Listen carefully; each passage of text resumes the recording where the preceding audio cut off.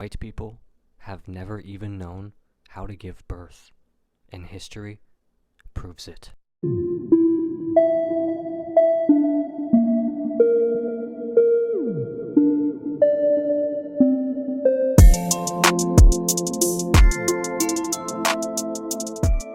Hey guys, welcome back again to another video. If you are new here, hi, my name is Cindy. Thank you so much for clicking to watch this video. So this is the continuation of my last video. If you haven't seen the part one, I would advise that you see the part one first, then you can come back on this one. So I just want to show you the part where this guy said white people have never known how to give birth. Now in the part one of the video, this particular part is muted for some reason, but I just want to repost it basically so you guys can hear from him directly. Stay with me, guys, and of course I would love to know what you guys think in the comment section.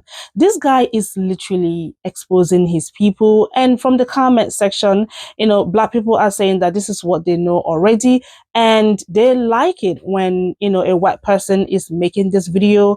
And I hope that other white people would see this video as well. Now, I'm going to report him simply because he is exposing some hidden truth. Y'all don't want people to know this. Anyways, this video, as always, is for educational purposes and also to create awareness. Please, you can check him out on TikTok if you want to, and he is also on YouTube. I plead with you, stop reporting his page. Please stop. Anyways, guys, check this video out. White people have never even known how to give birth, and history proves it. White people love to act like they've mastered childbirth and medicine, yet history suggests they've spent most of their existence barely surviving the process. They turned birth into a medical emergency because they refused to listen to midwives. They forced women to give birth lying down because some clueless king thought it gave a better view.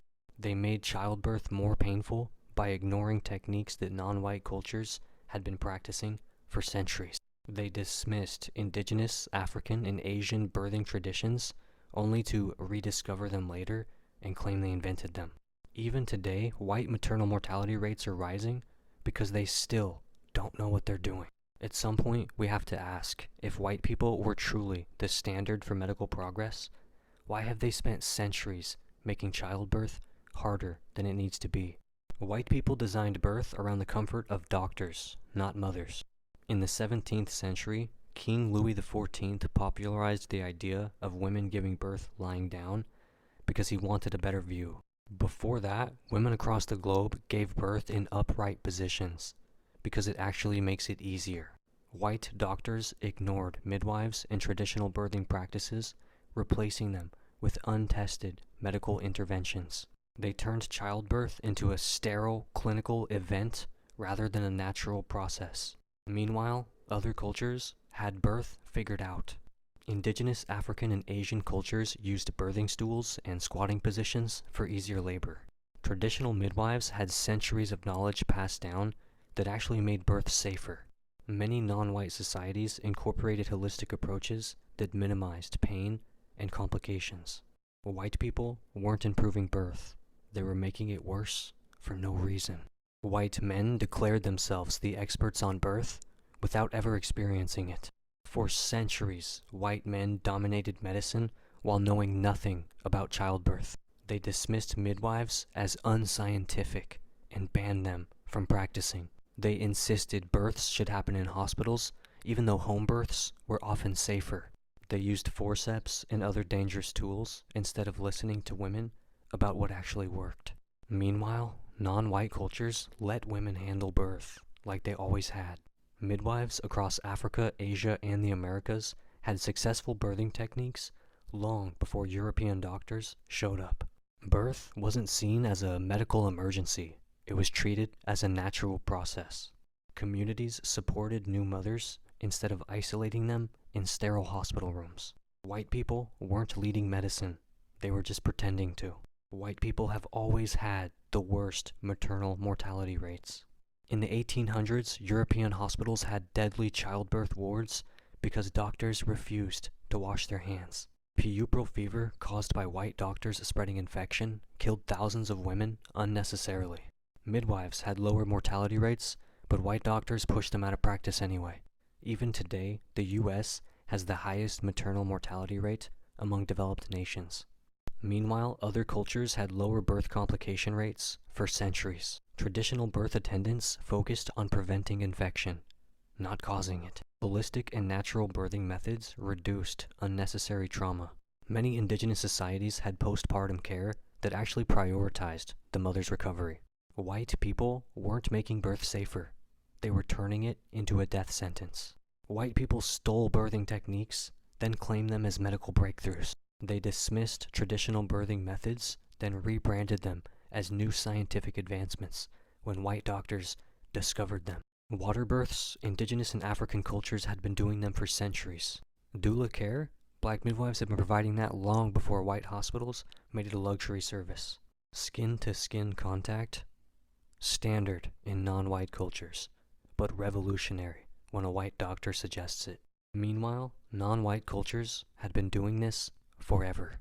African, Asian, and indigenous birth workers have used techniques that actually worked for generations. Holistic postpartum care has always been part of the norm outside of white medicine. Other cultures didn't need hospitals to deliver babies safely. They just needed white doctors to stop interfering. White people weren't advancing birth. They were playing catch-up. Even today, white people are still struggling with childbirth. White birth rates are declining, and they blame everything except their own medical failures. They keep creating more interventions that make labor harder instead of learning from older traditions. They turn birth into a high-risk procedure when it doesn't need to be. They still dismiss midwives and doulas unless they come with a high price tag. Meanwhile, other cultures continue to birth smarter. Black midwives and doulas are leading the way in improving birth outcomes in the US. Many non-white cultures still rely on birth traditions that work instead of expensive medicalization. The same white doctors who dismissed holistic care are now selling it back as a premium service. White people weren't mastering childbirth. They were complicating it beyond reason. If white people truly had childbirth under control, why do their own systems keep failing? Cope. So, like I said, his account was banned and he opened a new TikTok account. He's at over 2,000 followers now. I just want us to see this follow-up video that he did, trying to explain what happened between him and TikTok, and also a message to white people. Stay with me, guys. Let's check this video out. Hello again, everyone. Good to be back. So the old account was officially banned at 112,000 followers and 1.3 million likes. But that doesn't matter, because I already told you, nothing can stop me. I don't care if you ban an account with 112 million followers. They will find me. The worst part for me is that they've deleted all of your guys' comments and destroyed all of the community that you've made there. They also erased all the very kind messages that you sent to me. But I guess erasing history is nothing new for them. They also stole all the earnings I had in the Creator Rewards program, which I was going to use to pay my bills. But that does not surprise me at all, because these people have always been addicted to stealing. I can't put the link tree into the bio because I don't have enough followers yet, but I will put it into the comments section if you want to help support the channel and keep it running smoothly for now. I don't think anyone is going to have any trouble finding the new channel. Until then, just be patient with me as I upload all the old videos that didn't get strikes. White people, I know what you're thinking right now. Oh, his account's gone. Does that mean history is ours again? Not a chance. Cope. Okay, so but when I saw one of his videos, I knew they were going to ban him.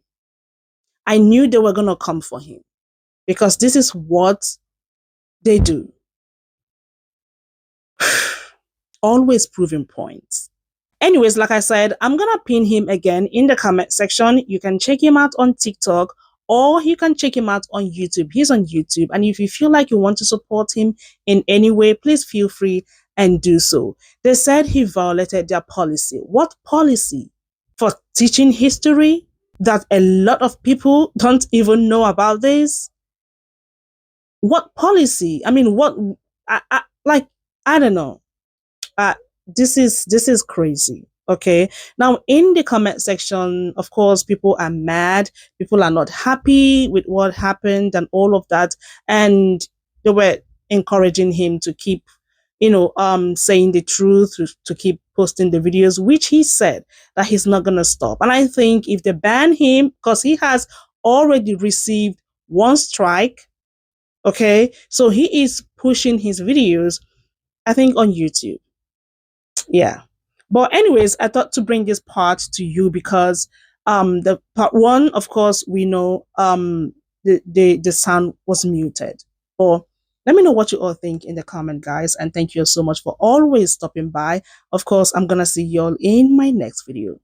Y'all have a nice day. Bye.